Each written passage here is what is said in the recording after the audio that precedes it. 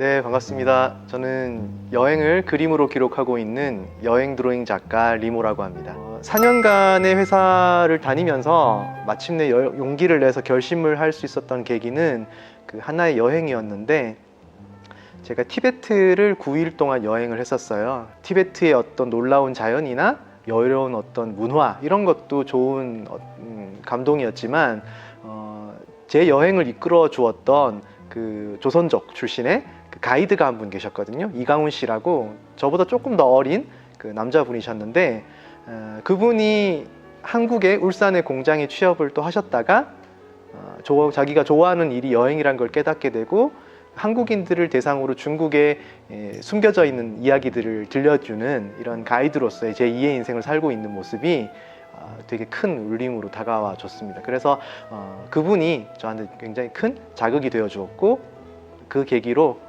회사를 그만두고 여행 드로잉 작가로 살고 싶다라는 용기를 낼 수 있었던 것 같습니다.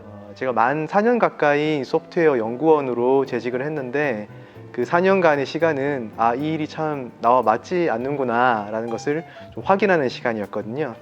그래서 이제 그 회사에서 묻혀오는 그런 스트레스를 풀기 위해서 여행도 자주 다니고, 제가 예전에 좋아했던 그림도 취미로 그려보고, 이런 다양한 활동을 없는 짬을 내서 좀 하게 됐는데요. 그 여행을 다니면서 그림을 좀 그리고 했던 것들이 이런 일들을 좀 전문적으로 하는 사람이 되는 것도 좋겠다라는 생각이 들었습니다. 후회한 적 당연히 있죠. 왜냐하면은 제가 그림이나 여행 쪽에 어떤 커리어가 있는 것도 아니고 자격증이 있는 것도 아니기 때문에 당장 수입원을 올릴 수가 없었어요. 그래서 이제 이 그림으로 혹은 여행으로 어떻게 빨리 돈을 벌까라는 생각을 한다기보다는, 저는 제가 디딤돌로 삼을 수 있는 저만의 결과물을 내어놓는 것으로 이 활동을 시작하고 싶었기 때문에, 첫 책을 시간을 멈추는 드로잉이란 책을 한 1년 반 정도 기획을 해서 냈었거든요.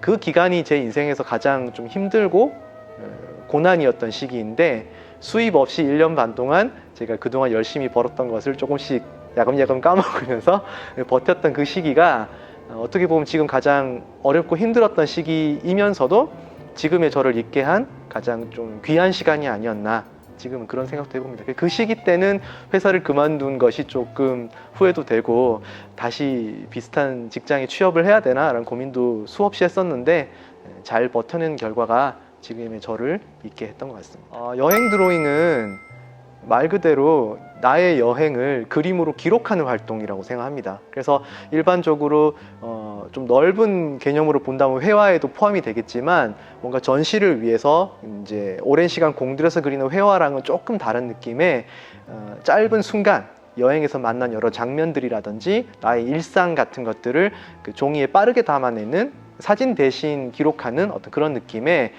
이미지를 담는 활동이라고 저는 생각을 하고 있습니다. 그리고 이제 그걸 전문으로 하는 사람을 여행 드로잉 작가라고 생각을 하고요. 여행 드로잉 작가는 그러니까 한마디로 얘기해서 그 여행이나 일상에 느낀 바, 그리고 내가 거기서 생각한 것들을 글과 그림으로 전달하고 그 감동을 전달하는 그런 사람이라고 생각합니다.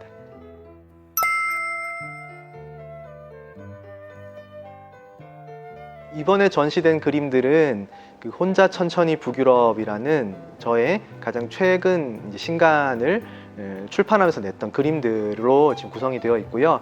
제가 여행했던 나라들, 그리고 그 도시들로 이렇게 묶어가지고 관련된 그림들을 같이 이렇게 보여드리는 사파전을 하게 되었습니다. 그래서 여기 오셔서 보시면은 제가 여행했던 동선대로 그 풍경들을 그림으로 좀 편안하게 쉽게 보실 수 있도록 지금 준비가 되어 있고요. 서울 책보고라는 좋은 공간에 저의 그림을 또 서울 시민분들께 보여드릴 수 있는 기회가 되어서 굉장히 감사하고 기쁘게 생각하고 있습니다.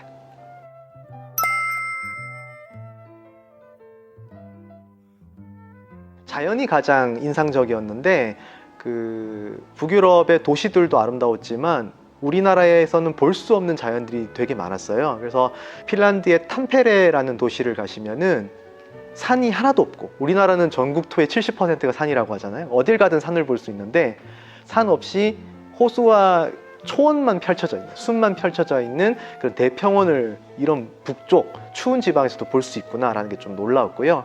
핀란드에서 스웨덴으로 넘어가는 그 길에서는 비행기를 타지 않고 배를 타고 그 북구의 지중해라고 일컬어지는 이 발트해를 건너서 갔는데, 그 바다를 건널 때 놀랐던 것은 백야 때문에 밤에도 해가 지지 않았습니다. 그래서 새벽에도 해가 지지 않아서 분홍빛의 어떤 석양이 깔려있는 그 수평선을 보면서 계속 항해를 하는 그 느낌이 너무 낭만적이어서 북유럽은 정말 가볼 만한 곳인 것 같아요. 초반에는 이제 뭐 파리에 가면 에펠탑을 그려야 되고 로마에 가면 콜로세움을 그려야 된다라고 생각을 했어요. 왜냐하면은 그곳만의 명소, 그것을 대표한 어떤 상징물들을 그려야 한다는 압박이 있었기 때문에 좀 그렇게 많이 여행을 하고 없는 시간을 쪼개서 그런 것들을 그리려고 노력을 했는데요. 요즘에는 조금 바뀌었습니다. 특히 북유럽 여행하면서 그런 생각을 많이 했는데, 뭔가 남들이 중요하게 생각하지 않는 풍경이더라도 저 스스로 어떤 울림을 주는가, 내가 어떤 생각을 하게 만드는 풍경인가 라는 생각을 좀 많이 하게 됐고, 제 시선이 많이 머무르는 곳이라면은 그림으로 그렸을 때 좋은 나만의 결과물이 아닐까라는 생각을 했기 때문에 요즘에는 유명하지 않더라도 제 시선을 붙드는 곳은 그리려고 노력하는 편이고요.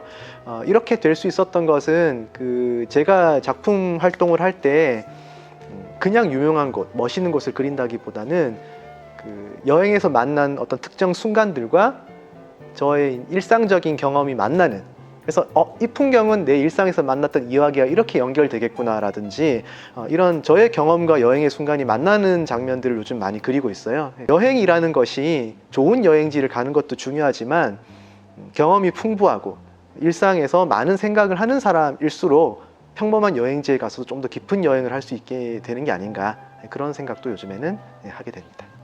그림 여행이 누구나에게 맞지는 않습니다.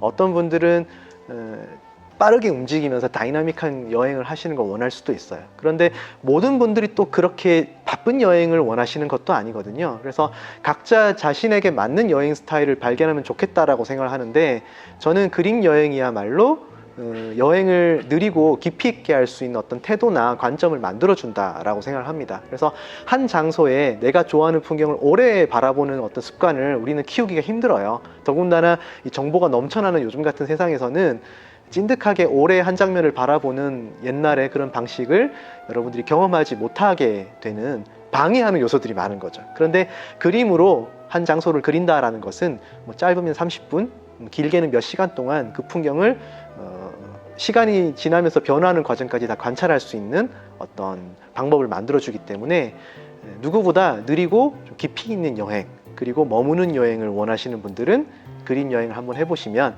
되게 좋을 것 같다는 생각을 해봅니다. 요즘에는 제가 여행지에서 그리는 그림들은 그래서 사이즈가 그렇게 크지는 않습니다. 커봤자 A4 정도, 그리고 대부분은 A5 사이즈, A4 용지의 반 정도 되는 사이즈의 소품 컷들을 많이 그리기 때문에 사실 스케치북 한 3-4권 정도면은 충분히 이렇게 한 달짜리 여행도 커버를 할 수가 있고요. 그리고 혼자 천천히 북유럽에 들어가 있는 그림들이 한 70% 정도는 소품 컷 위주로 현장에서 그린 것들이지만, 색칠이 많이 들어간 전면 컷들은 돌아와서 그린 것도 있거든요. 그래서 모든 그림을 다 현장에서 그린 것은 아닙니다. 그래서 그리고 이제 저는 시간을 나눠서 작업하는 연습도 많이 했는데, 예를 들어서 빠르게 넘어가야 되는 펜이나 연필만으로 스케치해야 되는 흑백 드로잉 같은 경우에는 30분 정도의 시간에 끝내도록 연습을 했고요. 가볍게 이제 채색이 들어가는 경우에는 뭐 1시간에서 1시간 반 정도의 호흡으로 끝내도록 연습을 해서 갔기 때문에 그림을 하루에 한 3-4장씩 그리더라도 그렇게 많이 여행 자체가 루즈해지지는 않는 것 같습니다. 저는 책을 만들면서 느끼는 게, 책이야말로 나의 시선을 가장 차곡차곡 눌러 담을 수 있는 매체라는 생각을 하게 됩니다. 그래서 영상 매체나 좋은 매체들이 많이 만들어지겠지만 여전히 책의 역할은 있을 것 같고요. 특히나 제가 만드는 책이라는 것은 독자분들에게 보여드리는 어떤 저의 결과물이기도 하지만 저 스스로의 굉장히 소중한 저의 기록물이기도 합니다. 그래서 제가 첫 책을 냈던 30대 초반에 만들었던 시간을 멈추는 드로잉이란 책은 회사원을 그만둔 그 당시에 저의 고민이 오롯이 들어가 있는 청년으로서의 제 입장이 들어가 있는 거고요. 그리고 혼자 천천히 북유럽 같은 경우에는 이제 그림 여행을 즐기는 전문 작가로서의 저의 시각이 오롯이 들어가 있기 때문에 저는 그 책들을 제가 읽어보면은 그 시절에 제가 어떤 생각을 했는지, 제가 어떻게 살아왔는지를 다시 되새겨 볼 수 있는 저만의 좋은 기록물이라고 생각합니다. 이런 저의 좋은 성과물을 남긴다, 기록물을 남긴다라는 생각이 저한테는 계속 책을 작업하게 만드는 어떤 원동력이 되는 것 같고요.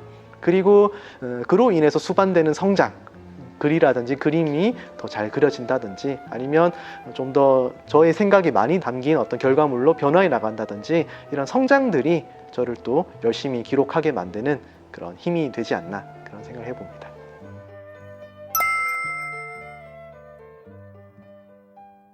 네, 이 책이 제가 회사원을 그만두고 이제 작가로서 첫 발을 내딛게 했던 책이고요.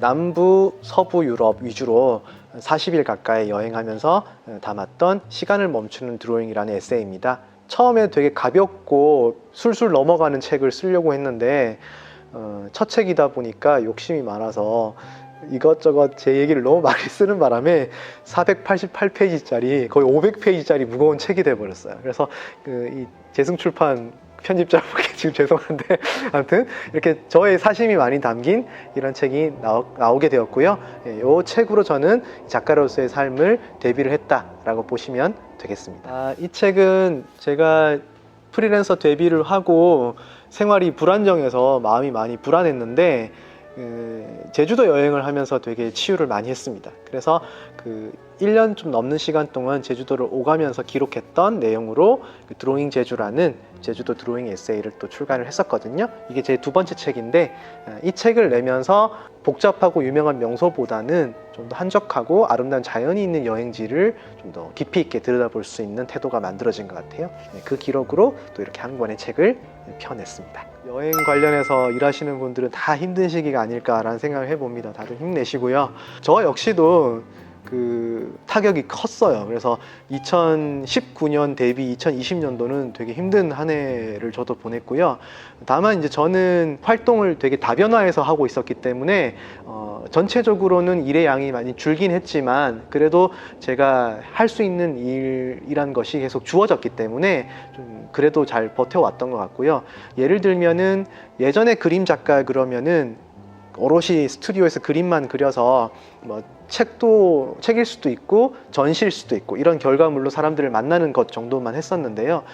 저는 회사 생활을 또 한 4년 가까이 해서 그런지 다른 기관이나 매체들과의 콜라보 하는 것을 되게 좋아하는 편이고 그런 다큐에 출연을 한다든지 아니면 제가 그림 수업을 진행을 한다든지 아니면 제가 여행 영상 공모전에 출품을 한다든지 아니면 여러 가지 로컬 업체들과 같이 여행 상품을 만든다든지 이런 다양한 일들을 하고 있습니다. 전반적으로 일의 양은 많이 줄었지만 이게 또 여행 트렌드 자체가 소규모 여행 그리고 언택트 여행으로 발전되면서 그림 여행을 또 추구하시는 분들도 꽤나 생겼기 때문에 저는 오히려 이 위기가 더 기회라고 생각을 하고 잘 버텨내면 또 좋은 날이 올 거라고 생각을 합니다. 그래서 2021년도는 또 힘차게 한번 걸어가 보려고 다짐하고 있습니다. 그리고 수입이 많이 줄었음에도 불구하고 저를 끊임없이 지지해주고 있는 저희 와이프에게 크나큰 사랑을 돌려드리고 싶습니다. 고마워. 여행 작가를 꿈꾸시는 분들이 되게 많은 걸로 알고 있어요. 작가라는 사람은 내가 경험하고 느낀 무엇인가로 새로운 어떤 것을 만드는 사람이라고 생각합니다. 그런 창작을 하는 사람은 다 저는 작가라고 생각하고요. 특히 여행 작가라고 한다면 이 여행과 관련된 창작을 하시는 분들인데 정보서가 될 수도 있고요. 아니면 에세이가 될 수도 있고 여행 상품을 만든다든지 어떤 컨텐츠를 만드는 사람들은 모두 여행 작가라고 생각을 합니다. 여행을 좋아해야 여행 작가가 될 수 있는 거라고 생각을 하고요. 다만 이제 여행 작가를 꿈꾸시는 분들한테 한 가지 당부드리고 싶은 것은 생계 유지를 위한 어떤 하나의 지역적인 직업관으로만 보지는 말았으면 좋겠다는 겁니다. 누구보다 여행을 좋아하고 순수한 마음으로 뛰어드시는 분들이 많을 것 같은데요. 누군가 이런 얘기를 했죠. 가장 사적인 것이 가장 창의적인 것이다 이런 얘기를 했는데 너무 경제적인 효용성이나 나의 어떤 물질적인 성장을 위해서만 이 직업을 바라본다면은 금방 지치고 좌절하기 쉬운 쪽이 또 여행 작가라고 생각을 합니다. 작년에는 밖에 많이 못 나가게 돼가지고 어쩔 수 없이 그 넷플릭스 많이 봤는데 바이킹스라는 드라마가 있어요. 그 드라마 보시면은 이제 거친 노르만족 그 바이킹들의 이제 생활들이 막 나오는데요. 그 바이킹들의 배를 실제로 볼 수 있는 곳이 이 오슬로입니다. 그래서 이 바이킹들의 도시라고 일컬어지는 이 오슬로에 여행할 때 처음부터 너무 설렜고요. 특히 이 오슬로라는 곳을 가시면은 그 노벨 평화상 수상에서 만찬을 벌이는 이 오슬로 시청사 건물이 되게 인상적이에요. 그리고 이 시청사 건물에 들어가 보시면은 할리우드 영화 캐릭터죠. 그 토르가 실제로 어떻게 생겼는지를 확인해 볼 수가 있어요. 그래서 우리가 아는 헐리우드 토르는 막 근육질에 막 금발에 장발이고 막 엄청 화려하게 생겼잖아요. 근데 막상 이 오슬로 시청사에 가서 벽에 새겨져 있는 토속적인 토르의 동상을 보면은 이렇게 염소 달구짓하고 무슨 저렴한 다이소 망치 같은 거 들고 이렇게 날아가는 아주 그 갈색 단발을 하고 있는 토속적인 그 노르웨이 토르의 모습도 확인할 수가 있습니다. 특히나 오슬로 안에 그 비그드웨이라는 지역을 가시면은 여기 바이킹 배 박물관이 있습니다. 이 바이킹 배 박물관을 가보시면은 노르웨이에 보존되어 있는 유일한 이렇게 생긴 한 세 척의 배를 여러분이 또 보실 수 있는 곳이기 때문에 그 북유럽을 여행하시고 이 바이킹 문화에 관심이 있으신 분이라면은 오슬로는 꼭 빼놓지 않고 한 번쯤 방문해야 되는 여행지가 아닐까라는 생각을 해봅니다. 어떻게 영상 즐겁게 잘 시청을 하셨나요? 시청 마치신 뒤에 그 채널에 구독과 좋아요 눌러주시고 여러분의 시청 소감을 남겨주시면요 10분을 추첨해서 제 책 혼자 천천히 북유럽을 나눠드리는 그런 행사를 진행을 할 예정이니까 여러분들의 소감 많이 남겨주시고요. 앞으로도 즐거운 기록 많이 남기는 그리고 행복한 그림 많이 그리는 여행 드로잉 작가 리모로서 활동하도록 하겠습니다. 긴 시간 지켜봐 주셔서 감사하고요. 앞으로도 좋은 책으로 찾아뵙도록 하겠습니다. 서울 책 보고도 많이 놀러주시고요. 또 즐거운 인사 드리도록 하겠습니다. 감사합니다.